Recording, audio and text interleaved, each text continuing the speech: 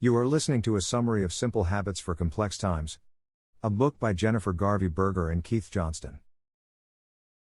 Consultants Garvey Berger and Keth Johnston present a challenging series of recommendations that will make you think until it hurts.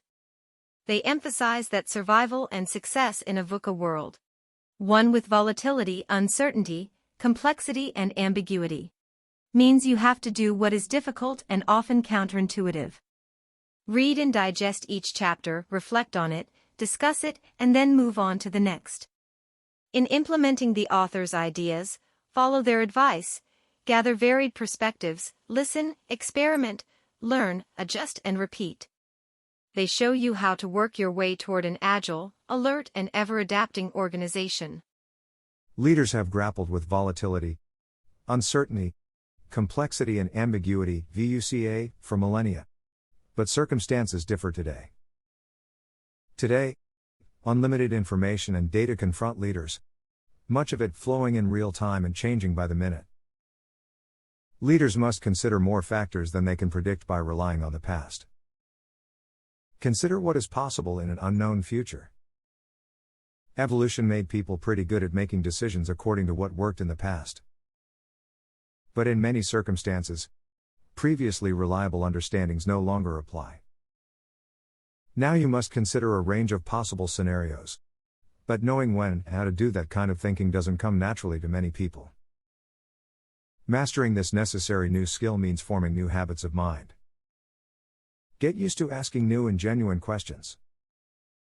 Avoid asking questions whose answers you think you know or questions whose answers you'll ignore. Ask considered questions you truly want answered to open a broader range of possibilities and paths. People want to find a problem's cause and make changes to fix it. This might work for a simple problem, but often fails in complex systems. Many problems defy simple solutions. Think through your organization's system and consider how changing something in one part might affect other parts. Don't expect to solve complex, systems-based challenges alone. To get into the right mindset, ask different questions, and force yourself to consider other people's perspectives, especially those that differ from yours. Resist classifying people into allies and enemies. Realize that people believe in the truth and efficacy of their own position. Stay curious. Complexity abounds. Address it, but don't add to it. Sort your challenges into one of two categories, probable or possible. Adding more processes, rules, forms, and procedures often make so-called solutions worse than the problem itself. If you have a simple problem, don't seek complexity. You might, for example, believe that your firm suffers from a weak leadership pipeline. A new, complicated HR system to address it could cost a lot of money and frustrate the situation even more by requiring managers to create extra paperwork, track more metrics, hold more discussions, and so on, taking even more time away from identifying and mentoring potential leaders. In many cases, the past provides sound guidance. But just because tulips bloomed in mid-April last year doesn't mean they will bloom this April. And a volcano that erupted 100 years ago and has a record of erupting only every 1,000 years or so could still blow tomorrow. Some problems fall into the category of probabilities, and that makes them simpler. Others depend on many variables within complex systems. Those reside in the more complex world of possibilities. Before looking for solutions, consider where the problem falls, probability or possibility. Even complicated systems respond predictably to adjustments and refinements across many components. Recognize these systems, and apply solutions that you base on past knowledge. Problems within complex systems don't yield to discrete cause and effect-based solutions. Multiple variables cascade, combine, and change. This level of complexity requires continual research, data models, investigations, and experiments. You must detect even weak signals. Instead of seeking cause and effect, look for subtle, emerging patterns so you can intervene before they become steamrollers. Traditional planning matters. But in complex systems, considering multiple perspectives, Gathering diverse ideas and experimenting can replace the search for solutions to specific problems. Strive to see complex systems as a whole. Ask how the components combine to lean toward certain outcomes. Complex systems incline toward some things and resist others. A system of child protective services, for example, inclines toward the collective, prevailing habits and behaviors of many organizations, people, processes, rules, culture and practices. When it fails, it results in a spike in foster child abuse. Unless you find something specific, like an employee who deliberately ignored child protection rules, no single solution or silver bullet will fix it. Most problems in such a system are systemic problems. To address systemic problems, seek multiple perspectives on the issues and try to see the big picture before you start testing solutions. Nurture an environment of feedback, experimentation and open-mindedness. Emphasize learning, and reward people for testing, failing, adjusting, trying again and iterating their way to improvements.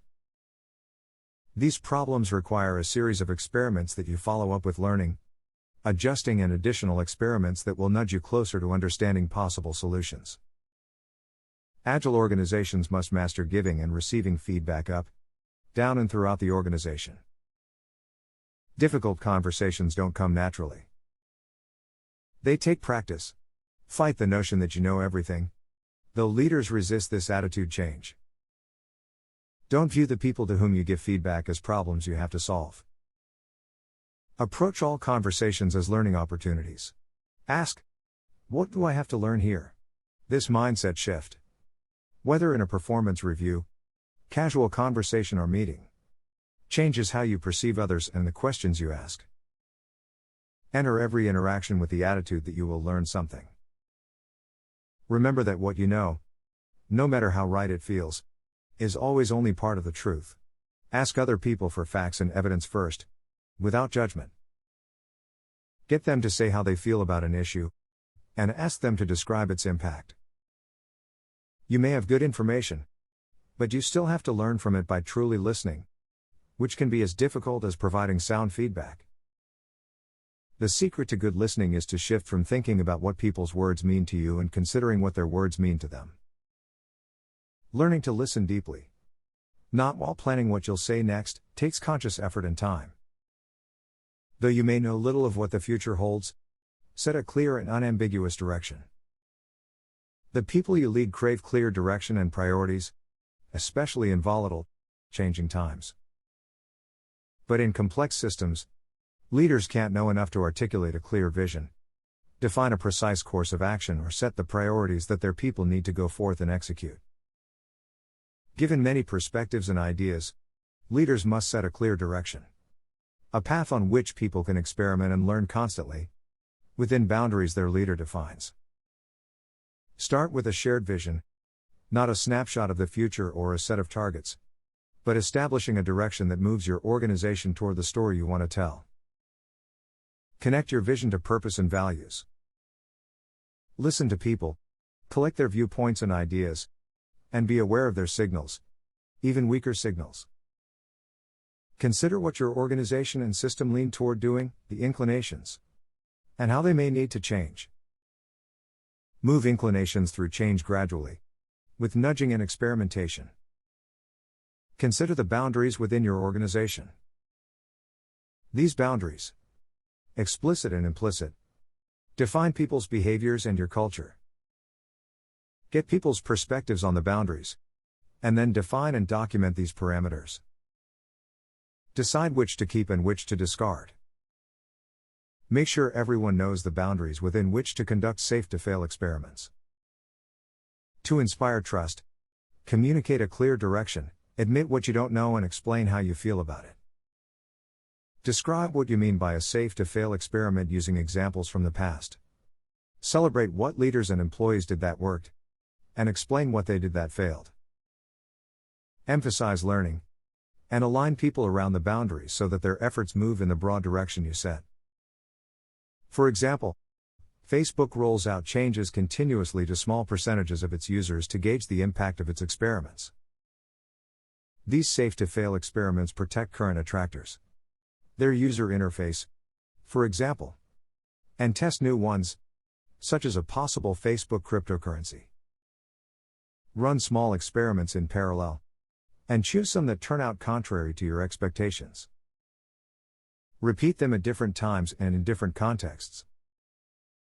Make them fast and cheap. Invite as many diverse perspectives as possible, and design them to produce clear, measurable results. Motivate people by describing the journey as one of stages rather than one with a structure of due dates or specific financial objectives. For example, if you aim to cut costs by 10%, instead of announcing that goal, talk about experimenting in a direction of greater efficiencies. Acknowledge the fundamental role that emotions and feelings, as well as rationality and irrationality, play at work. People think both rationally and emotionally. The mix of many people's logic and feelings adds up to the best decisions. You may think you can divorce your feelings and subjective notions from your decisions, but you can't and you don't, so acknowledge the role of emotion and utilize it. Even your so-called rational brain falls prey to many biases. Among the most prevalent, confirmation bias makes you unconsciously seek only information that supports your position. Recency bias puts undue importance on the latest thing you've seen or read. A bias toward the visceral makes you worry more about low-risk dangers, like a shark attacking your child, than about dangers that occur much more often, such as drowning. When you are leading, fundamental attribution errors can cause you to ascribe good or bad events and outcomes to people while you underestimate the influence of circumstances. You can't detect these and other biases. Remain aware of them, and seek other perspectives and viewpoints to counter them. Help people develop greater capacity to accept and engage with VUCA. People evolve through stages of development. Some leaders and employees will continue to rage against uncertainty while others mature, accept it and know the firm must adapt. A few will welcome and celebrate VUCA. These people have leadership potential because they tend to adopt the most creative solutions after synthesizing many people's perspectives. Don't hire only the smartest people. Look for those who have demonstrably learned from failure. Encourage people to mature and grow in the way they deal with uncertainty by supporting their interests as well as the organization's goals. Hold people accountable for their results, but not to the degree that you limit experimentation and risk-taking, or leave no time for learning and development. Encourage healthy competition among your workforce, but not at the expense of collaboration or of stifling people's willingness to listen and consider other perspectives. Learning and work are not separate. Weave learning into personal work and teamwork, all the time. Assign work that stretches people and teams. Encourage genuine questions in meetings.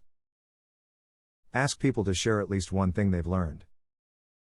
Eons of natural selection coded you to act first and think later. You must adapt to a new world that demands the opposite. Create a curious, learning first, feedback-rich organization. Make it safe to share positive and negative feedback. Good and bad news. Up, down and across the firm. Share a constant flow of information with all employees. Communicate with logic and emotions, facts, feelings and honesty. Listen deeply.